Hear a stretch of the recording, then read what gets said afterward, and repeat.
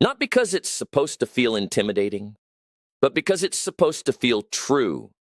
And true things often carry a little weight the first time you actually let them land, instead of just letting them wash past you like every other video you've ever watched. Here's a question nobody wants to ask themselves at midnight. If you could control everything in your life except one thing, and that one thing was you, would you actually win? Sit with that for a second, because most people never do. Most people spend their entire lives trying to control their boss, their spouse, their kids, the economy, the traffic, the weather, the algorithm, the opinions of strangers, and they never once turn around and ask whether they've got a handle on the only person they actually have full authority over. You can't fire your circumstances. You can't negotiate with a Tuesday. You can't reason your way out of a season you didn't choose. But you can master yourself. And here's the part nobody tells you when you're young and chasing every external thing you think will finally make you feel secure. Once you actually get a grip on your own mind, your own habits, your own daily choices, there is nothing left outside of you that can stop you. Not your background, not your bank account, not the people who doubted you in the hallway or the break room or your own family. Nothing. That's not a slogan somebody printed on a coffee mug. That's a mechanical fact about how a human life actually works. And by the time we're done here, you're going to understand exactly why and exactly what to do about it starting tonight. But let's be honest about where you're starting from, because I'm not here to blow smoke at you, and I never have been. Maybe right now you're going through the motions, waking up, checking the phone before your feet even hit the floor, dragging yourself through a day that looks a lot like yesterday, which looked a lot like the day before that, which looked a lot like last month. Maybe you've got a goal tucked away somewhere in the back of a drawer, a version of yourself you used to believe in with your whole chest, and you haven't looked at it in months because it's easier not to than to face how far you've drifted from it. Perhaps right now you're blaming the job or the market or the people who raised you, or the bad luck that seems to trail you like a shadow no matter where you go. And look, some of that blame might even be fair. Life isn't always kind, and it doesn't hand out fairness evenly to everybody at the starting line. But fair or not, the blaming has never once, not one single time in the history of the world, changed an outcome for anybody. It just keeps you company while nothing moves. Maybe you're waiting to feel motivated before you start, waiting for the spark, the sign, the perfect Monday, the year everything finally aligns. And so you wait. And the waiting turns into weeks. The weeks turn into years. And one day you look up and wonder where the time went, and worse, you wonder where you went, because somewhere along the way you quietly stopped showing up for your own life and started merely attending it. Maybe you tell yourself you'll start once things settle down, once the schedule clears, once the stress passes, as if stress has ever, in the history of anyone's life, politely scheduled its own departure. Perhaps you look at people who seem to have it figured out and assume they were simply born different, born luckier, born with something you weren't handed. Maybe you've caught yourself scrolling through someone else's life on a screen late at night, quietly measuring your unfinished chapters against their highlight reel, and walking away feeling smaller instead of inspired. That comparison was never a fair fight, and deep down, you already know it, even if it still stings every time. I want you to notice something about all of that because it matters more than you think. It's not that you don't care. People who don't care don't feel the quiet ache you're feeling right now while you listen to this. That ache is proof you still want something more for your one life. The problem was never your heart. The problem is your habits. And that, believe it or not, is the best news you're going to hear all day, because a heart that still wants something can't be manufactured, but habits can absolutely be rebuilt, one small brick at a time. Starting today, starting with the very next thing you do after this video ends. And maybe there's a quieter fear underneath all of that, one you haven't said out loud to anyone. The fear that you've already used up your window, that the version of you who was going to do something remarkable had a deadline attached, And that deadline came and went while you were busy surviving the ordinary demands of an ordinary week. I want to tell you something plainly, and I want you to actually believe it instead of just hearing it. There is no such deadline. There never was. Life doesn't operate on a countdown clock that expires the moment you turn some arbitrary age or miss some arbitrary milestone everyone else seems to be hitting right on schedule. Life operates on seasons, and seasons repeat, and a new one is always waiting right behind the one you're standing in tonight, whether you believe that or not. So let's get into it. Let's talk about what it actually means to master yourself, because it's simpler than you think in some ways, and it's harder than you think in others, and both of those things are true at exactly the same time. The first thing you've got to understand deep in your bones is that discipline beats motivation every single time in every single season of your life, without exception. Motivation is a feeling, and feelings are like weather. They roll in, they roll out, and you don't control when they show up or how long they stay. If you build your whole life around waiting to feel like it, you're going to spend most of your years waiting, and the goals will just keep getting pushed to a tomorrow that never actually arrives. Discipline is different. Discipline doesn't ask how you feel. Discipline just asks what needs to be done and then does it. Rain or shine, good mood or rotten mood, Monday morning or Friday night when you'd rather be anywhere else. The people you admire, the ones who built something real and lasting with their lives, they weren't more talented than you, and in most cases, they weren't even smarter. What they had was a small handful of simple disciplines practiced consistently day after day after day until those disciplines compounded quietly into something that looked from the outside like magic. It isn't magic. It's just math. And math doesn't care about your excuses. A few extra pages read every night when you'd rather scroll. A few extra dollars saved every week when spending would have felt easier. A few extra minutes of honest effort when nobody's watching and nobody would ever know the difference either way. None of it looks impressive on any single day, and that's exactly why most people quit before it compounds. They're measuring a marathon by how it feels at the first mile. But stack those small disciplines for a year. Stack them for 5 years, and you've built something the unfocused person could never touch, no matter how much raw talent they started with.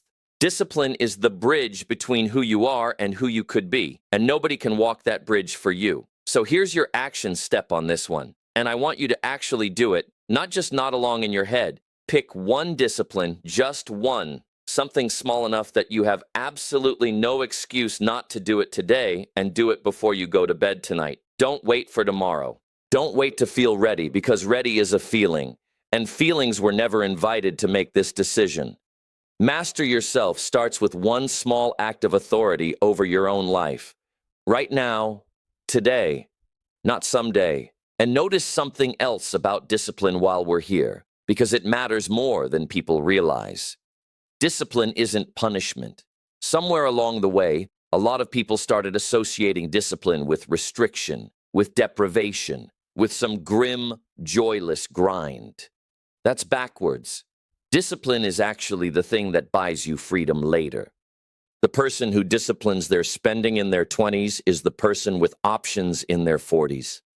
The person who disciplines their health today is the person with energy left over to actually enjoy their life at 60 instead of spending those years managing the consequences of decades of neglect. Every disciplined choice you make today is a vote for the amount of freedom you'll have tomorrow. Every undisciplined choice is a vote against it. You're voting constantly, whether you realize it or not, every single day in 1,000 small ways nobody else ever sees. The second thing you need to understand is what I like to call the seasons of life. Because once it clicks, it changes everything about how you plan and how you forgive yourself along the way. You don't get to choose whether winter comes. You don't get to negotiate with a season, and you certainly can't out-argue one. It shows up on its own schedule, cold and indifferent to your plans, whether you're ready for it or not. But here's the part that changes everything. While you can't change the season, you can absolutely change yourself in preparation for it. The farmer who waits until the first frost to start thinking seriously about winter is going to go hungry, and no amount of hoping will refill an empty barn.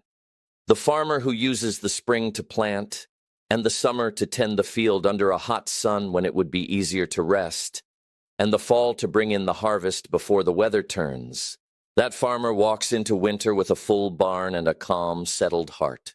Your life works exactly the same way, whether you've ever thought about it in these terms or not.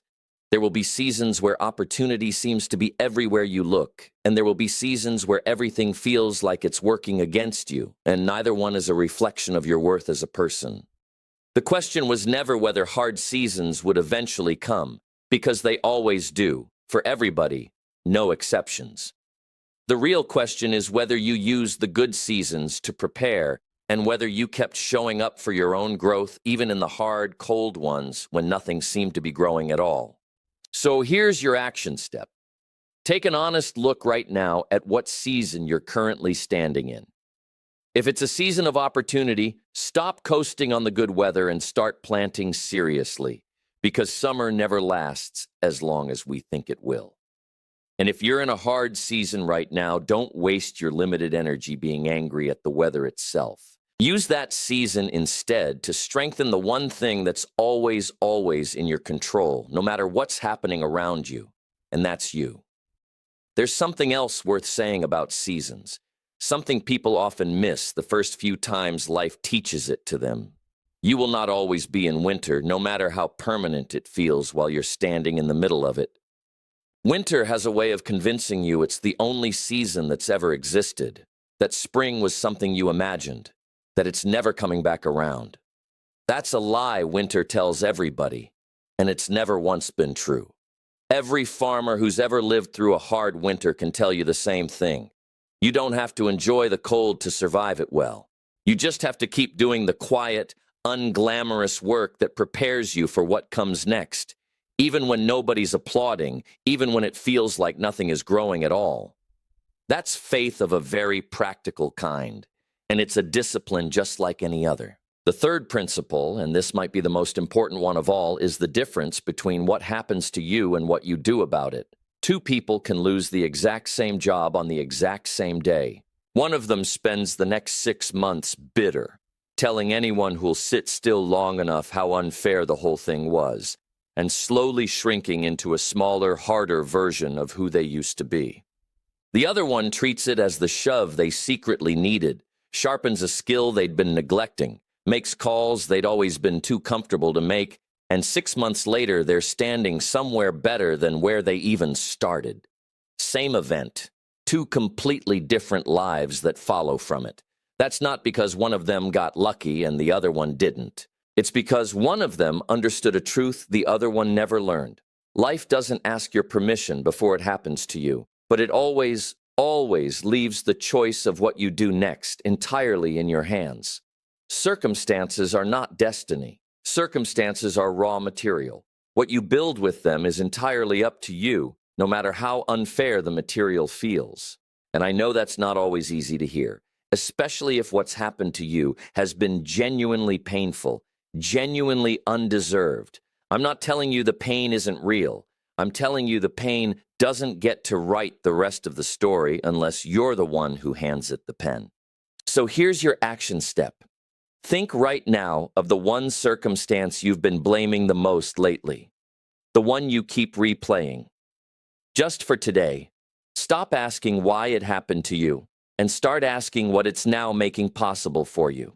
That single shift in the question you're asking changes everything about the answer you're going to find waiting on the other side of it. I want to be clear about something here because this principle gets twisted sometimes into something cruel, and that was never the intention. Taking responsibility for what you do about a circumstance is not the same as pretending the circumstance was your fault. A lot of what happens to us in this life is not deserved, not earned, not fair by any honest measure. A parent leaves. A diagnosis arrives uninvited. An economy collapses and takes a career down with it through no fault of the person holding it. None of that was chosen. But the response to it, the next move, the the decision about who you become in the aftermath. That part has never once left your hands, no matter how heavy the circumstance was when it landed on you. That's not a comfortable truth. It's a demanding one. But demanding truths are usually the ones that actually move a life forward, while comfortable ones tend to just keep you company where you already are. The fourth principle is one that people underestimate constantly, right up until it's too late. And it's this: you are being shaped right now, today, by the 5 people you spend the most time with, whether you realize it or not, whether you agreed to it or not. Nobody becomes who they are in isolation. We absorb the standards of whatever room we're standing in, the same way a plant leans toward whatever light happens to be nearby. If the people around you complain more than they build, some part of you will slowly start to sound like them, even if you never wanted to.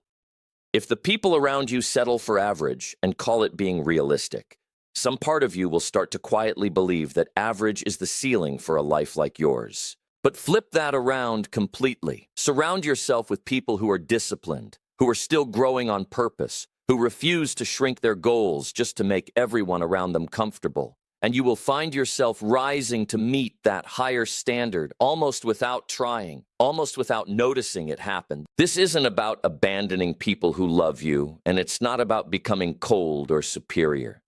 It's about being honest, really honest about whose voice you're letting shape your standards for what's possible in your one life.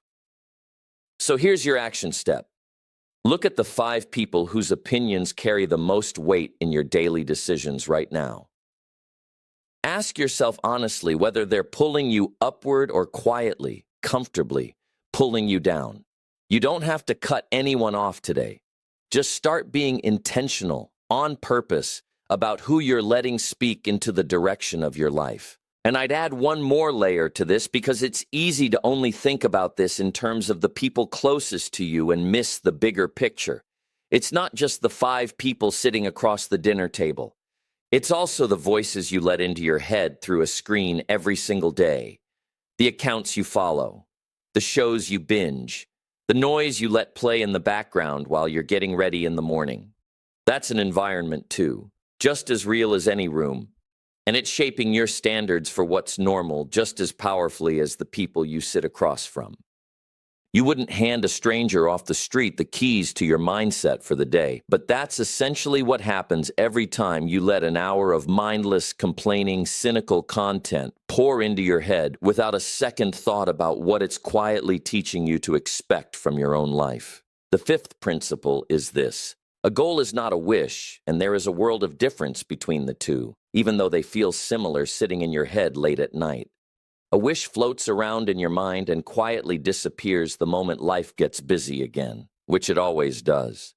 A goal is written down, broken into steps you can actually take, and revisited on purpose again and again until it becomes the lens you see your entire day through. Most people drift year after year because they never sat down and decided specifically exactly what they were building toward. And when you don't know what you're building, every distraction looks just as important as the thing that actually matters, because you've got no filter to sort one from the other. Setting a real goal does something quietly powerful. It turns a vague hope into a working filter for your days. Suddenly you can look at how you're about to spend an evening and honestly ask yourself, does this move me closer, or does this just feel comfortable right now? Those two things are not always the same.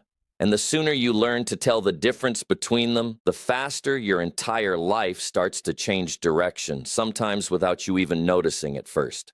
So here's your action step. Take 5 minutes today, just 5, and write down one specific thing you're building toward over the next 90 days. Not a vague feeling, a specific outcome you could actually measure and hold in your hand. Put it somewhere you'll see it every single day without fail, because a goal you can't see is a goal you'll quietly abandon by Thursday. Ask yourself something honestly right now. If somebody who loved you looked at how you spent last week, hour by hour, would they be able to guess what you say you're working toward? Or would your calendar tell a completely different story than the one you tell yourself at night? That gap between the goal you claim and the week you actually lived is usually where the real work is hiding. Closing that gap, even by a small amount, is worth more than 100 motivational speeches, including this one. The sixth principle, and the one that ties every other one together, is this: you become more valuable by working harder on yourself than you work on anything else. Most people spend their whole careers working hard on their job and almost no effort at all working on the person doing the job. But your income, your relationships, your entire quality of life rarely rise above the level of the person you've become. If you want a better life, the fastest and most reliable path has never been to demand better circumstances. It's to become a better, sharper, more disciplined, more valuable version of yourself, and then watch as circumstances quietly rearrange themselves to match who you now are. Work harder on yourself than you do on your job, and eventually you won't need to beg your job for more. So here's your action step. Pick one skill or one part of your character that, if it improved, would raise the level of everything else in your life, and give it 15 focused minutes today. Not someday. Today. Think about that for a moment, because it quietly reframes everything else we've talked about. Every discipline you build, every season you prepare for, every ounce of responsibility you take, every relationship you choose more carefully, every real goal you set instead of a vague wish, all of it feeds into this one deeper truth. You are the instrument, not your job title, not your bank balance, not the opinions circling around you like weather. You, the actual person doing the living, are the instrument everything else gets played through. Sharpen the instrument, and the music changes on its own, without you having to force it. Master yourself, and nothing outside you can ever master you. I want you to really hear that phrase, because we're coming back to it, and I need it sitting somewhere in your chest by the time we're finished here.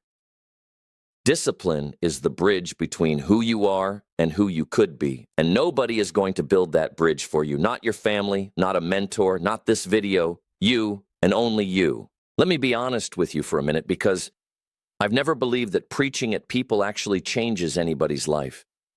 I think the truth changes people, quietly and slowly. And the truth is, I've watched this exact pattern play out more times than I could ever count, and I've lived through versions of it myself more than once. I've known what it feels like to have a goal sitting untouched in a drawer, gathering dust, while I told myself a comfortable story about not having enough time, or the right circumstances, or the right support system around me. And the hardest thing I ever had to admit to myself wasn't that life had been unfair sometimes, because it had, and so is yours, and I'm not going to pretend otherwise to make this speech sound tidier than it is. The hardest thing to admit was that even in the seasons where life was completely fair, even when the door stood wide open and nothing was standing in my way except me, I still sometimes chose comfort over growth. I still sometimes waited around for a feeling that was never actually going to arrive on its own schedule. And once I saw that clearly, really clearly, I couldn't unsee it again. That's usually how real change actually starts. Not with some dramatic burst of inspiration you see in the movies, but with one uncomfortable moment of honesty where you finally stop handing the blame to something outside yourself and quietly pick it back up. That moment is sitting right in front of you tonight, whether you take it or let it pass by like all the ones before it. I'll tell you the specific moment it clicked for me, because specifics tend to land harder than generalities. It wasn't some grand failure that woke me up. It was something small and almost embarrassing in how ordinary it was. Noticing on an unremarkable evening that I'd made the exact same excuse for not starting something that I'd made a year earlier, word for word, as if I'd rehearsed it. A whole year had passed, and the excuse hadn't aged a single day, which meant neither had I, not in the way that mattered. That's the moment the seasons of life stopped being a nice metaphor and became something I actually felt in my chest. A year is not nothing. A year is enough time to build something real, or enough time to tell yourself the same story twice and call it patience. Here's what I know for certain after watching this play out in life after life, mine included, up close and personal.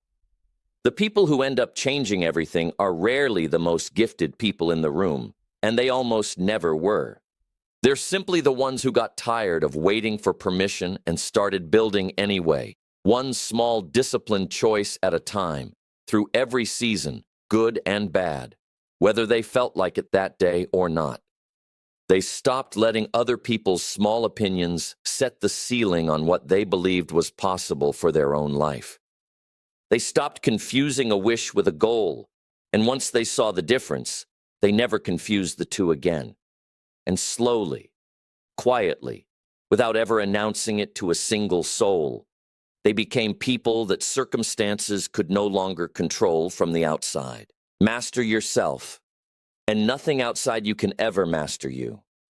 That's the whole lesson, wrapped up into one line, and it's yours now to either use starting tonight or forget by tomorrow morning, like every other piece of advice you've ever heard, and let slide. I'm not going to pretend this is easy, because pretending has never helped anybody actually change. There will be nights this week where discipline feels heavier than it did tonight while you were listening to this with fresh resolve.